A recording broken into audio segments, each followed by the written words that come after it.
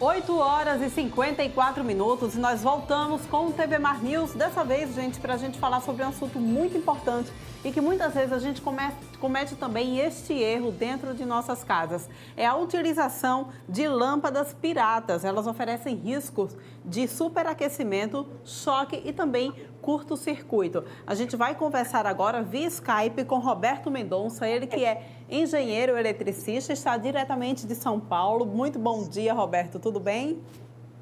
Bom dia. Então, é muito comum, na verdade, as pessoas fazerem uso de lâmpadas piratas, exatamente também por conta do preço, né? Está muito abaixo do valor das lâmpadas normais no mercado. Mas é um risco muito grande que se assume. Sim. Para que o consumidor final tenha certeza de que tem um produto que já foi avaliado e não vai ter problema, é sempre importante procurar o símbolo de certificação do Inmetro na lâmpada. Quando você tem este símbolo na lâmpada, significa dizer que foi um produto avaliado e que ele atende normas, tanto de segurança quanto eficiência. Então, isso vai dar uma possibilidade muito grande de evitar falhas como sobreaquecimento, curto-circuito e também do desempenho da lâmpada. Muitas vezes, um consumidor compra uma lâmpada de LED, paga mais caro por esta lâmpada, tentando ter algo mais durável e uma melhor iluminação. Mas tem vezes que 3, 4 meses depois, essa lâmpada para de funcionar. Por quê? Porque não é uma lâmpada certificada, foi uma lâmpada avaliada, então ela não atende às normas. Então, isso é um dano ao consumidor, porque pagou mais caro e tem um produto que não funciona. Pois é, aquela máxima, né? O barato acaba saindo caro no final das contas. Isso, perfeito. Então, volto a dizer, é importante que o consumidor ele verifique o símbolo do Inmetro. Normalmente, você tem um símbolo do Inmetro e um outro símbolo que é do organismo certificador, por exemplo, o L. E esse símbolo está lá. É a informação de que eu tenho um produto que foi avaliado. A gente chama o processo de certificação de uma avaliação de uma terceira parte. Não é nem o fabricante ou o importador e nem o consumidor. Uma pessoa fora do processo, ela avalia e permite que aprove ou não esse projeto desse produto, se ele atende às questões dos requisitos de segurança e desempenho. Pois é. Eu queria que você pudesse mostrar para a gente quais são os principais riscos de se adquirir, de se utilizar em casa essas lâmpadas piratas. Ok. O principal, no momento inicial da certificação, antes de existir a certificação no Brasil, quando a lâmpada LED entrou no mercado, várias empresas brasileiras começaram a importar esse produto da China e lá vinham produtos de péssima qualidade. Então, se poderia sim ter problema de sobreaquecimento ou até curto-circuito. Com o passar do tempo, esse tipo de problema foi diminuindo, mas a gente passou a ter muito sério problema de vida útil. A lâmpada LED ela tem como grande apelo a sua vida útil muito maior do que as lâmpadas convencionais, fluorescentes compactas. Só que, por falta de qualidade, muitas vezes você compra um produto achando que vai durar 2, 3 anos, 2 ou 3 meses depois, essa lâmpada para de funcionar. Outra coisa, ela define que fluxo luminoso, o que é fluxo luminoso, rapidamente falando? A quantidade de luz que a lâmpada emite. Uma lâmpada LED emite muito mais do que uma lâmpada convencional por uma mesma potência. E aí você compra a lâmpada esperando isso, que vai iluminar mais, e ela também não ilumina bem. Ela só informa que tem uma boa iluminação, mas não entrega. Então, esse é um dos maiores problemas que a gente tem hoje. Pois é, a gente inclusive tem um dado aqui que uma operação do Instituto de Pesos e Medidas realizada na rua Santa Efigênia em 2017 teve como foco as lâmpadas LED e constatou que 69% dos produtos eram irregulares e desrespeitavam os regulamentos do Inmetro e do Código de Defesa do Consumidor.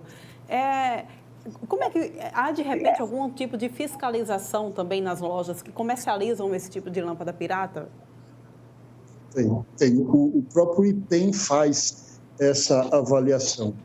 No período que você falou, ainda poderiam as lojas comercializar produtos ainda não certificados.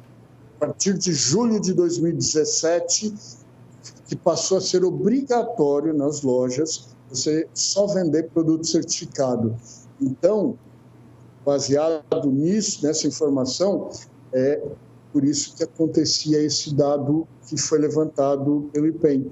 Ainda tinham muitos produtos não certificados. Dessa forma, ainda encontrava produtos com todos esses problemas que eu citei. Tá ok, então. Olha, eu agradeço muito a sua participação aqui, Roberto, no TV Mar News. Eu espero que essas ações, esse tipo de conscientização que está sendo feita possa ser sempre ampliada para que as pessoas deixem de colocar em risco a própria vida e também acabem, de certa forma, economizando por conta da vida útil das lâmpadas, tá? Ok, eu que agradeço. Muito obrigado. Um ótimo dia. Olha, a gente conversou com Roberto Mendonça, ele que é engenheiro eletricista. Nós falamos sobre os riscos de se obter lâmpadas piratas em casa. Agora, falando em energia, falando em iluminação, a gente agora vai falar sobre energia solar através da previsão do tempo. A gente vai receber aqui no estúdio Vinícius Pinho mais uma vez. Obrigado também pela sua participação aqui no nosso programa. A gente vem, então, de vários dias aí, Vinícius, de verdadeiro tempo seco, muito sol, enfim, acabou mesmo o nosso período chuvoso, nossa quadra chuvosa. A quadra chuvosa, ela começa na primeira quinzena de abril, na segunda quinzena de abril, desculpe, e se estende até a primeira quinzena de agosto, até mais ou menos a metade do mês de agosto. E esse ano foi uma quadra chuvosa muito fraca, muito abaixo da normalidade. E a expectativa é que ela já tenha terminado. Assim, a gente não espera mais grandes volumes de precipitação aqui no estado de Alagoas. E a partir de agora são só aquelas chuvas ocasionais, aquelas chuvas causadas pela termodinâmica, por efeitos do forte calor, aquelas pancadas rápidas de chuva, mas nada tão significativo, nada que vai encher, por exemplo, um reservatório. São chuvas pontuais e casuais. Pois é, o que a gente vem mostrando já há algum tempo, inclusive aqui no TV Mar News, através da previsão do tempo, é exatamente esse problema que a gente já vivencia, inclusive de seca grave já no nosso semiárido, não é isso? Exatamente. Todo o semiárido alagoano ele já vem enfrentando uma seca severa, uma seca grave, desde nos 3 últimos meses, principalmente, onde choveu cerca de 40% do que era esperado, ou seja, choveu 60% abaixo da média no estado. Isso é muito, muito preocupante aqui no estado, até porque a gente fala muito de memória da seca.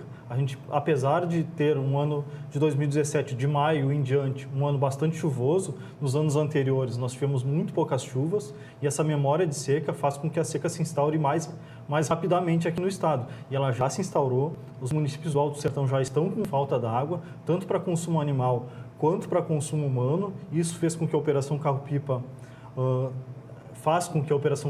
tenha que ser reativada nesses municípios. Inclusive, o governo do estado, junto com o Exército Brasileiro, já decretaram novamente situação de emergência nesses municípios. Isso é uma situação muito grave e que deve se agravar ainda mais nesse período seco, durante o verão. A gente tem aquela expectativa daquelas trovoadas de janeiro, as famosas trovoadas de janeiro no semiárido, mas essas chuvas são chuvas que não enchem reservatórios. São chuvas que dão uma amenizada na situação, mas não enchem reservatórios. E apesar dessa expectativa, dessas trovoadas, nós temos sérias dúvidas que elas venham a acontecer em janeiro do ano que vem. Pois é, gente. Quem imaginava que depois de um ano tão chuvoso como nós tivemos em 2017, a gente iria ter o ano de 2018 dessa forma, né? Exatamente. A nossa expectativa não é boa, porque hoje nós temos uma situação de neutralidade, tanto no Oceano Pacífico quanto no Oceano Atlântico, ou seja, não tem condições tão favoráveis à ocorrência de chuva agora, e as previsões climáticas mostram que o fenômeno El Niño vai voltar a atuar no Oceano Pacífico. Isso significa que é menos umidade vinda da região amazônica para o nosso estado. Faz com que chova menos ainda do que do que normalmente chove. Então, a situação é bem preocupante. É verdade, olha só, gente. Inclusive, a gente já tem aqui já as imagens para que a gente possa passar para você que está em casa a previsão do tempo para essa quinta-feira. E para quem de repente já está aí aguardando alguma novidade para o final de semana, já dá para dizer como é que vai ficar os dias? Já dá para dizer. Então, aqui nós temos esse canal de umidade vindo desde a região amazônica, associado àquele ciclone extratropical que estava no extremo sul do Oceano Atlântico. Ele se associou àquela frente.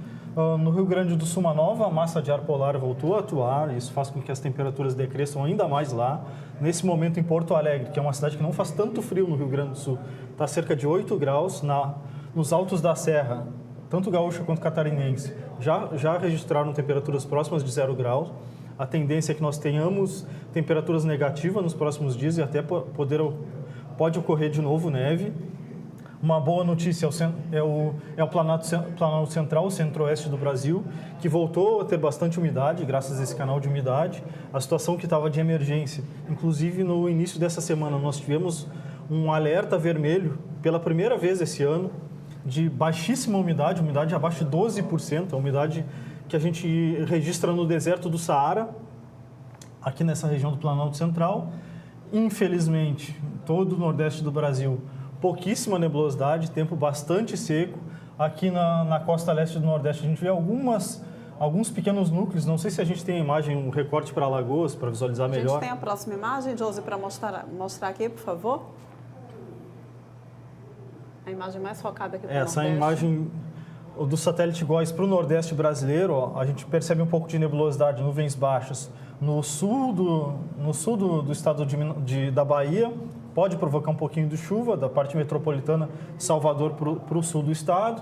Entre Paraíba e Rio Grande do Norte, nós devemos ter alguma chuvinha no período da tarde, mas chuva leve. E no Ceará também, graças a um pulso de leste que vem desde a costa da África. Aqui em Alagoas, a previsão se mantém de tempo parcialmente nublado, com sol na maior parte do tempo, tanto hoje quanto amanhã, depois de amanhã. Não há perspectiva de grandes volumes de chuva. Se chover, é só essa chuvinha leve, rápida no início do dia. Pois é, então certamente a gente vai ter uma previsão também de dia de sol no sábado e no domingo. Previsão de sol no final de semana e tempo bom. Pois é, tempo bom então para sábado e domingo. Vai ter feijoada, inclusive, aqui para a TV Mar, viu, gente?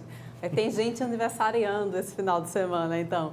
Eu agradeço muito a sua participação aqui no TV Mar News. Informações passadas em primeira mão aqui pelo nosso meteorologista lá da sala de alerta da SEMAR, inclusive passando informações sobre como foi que ficou a quadra chuvosa, né?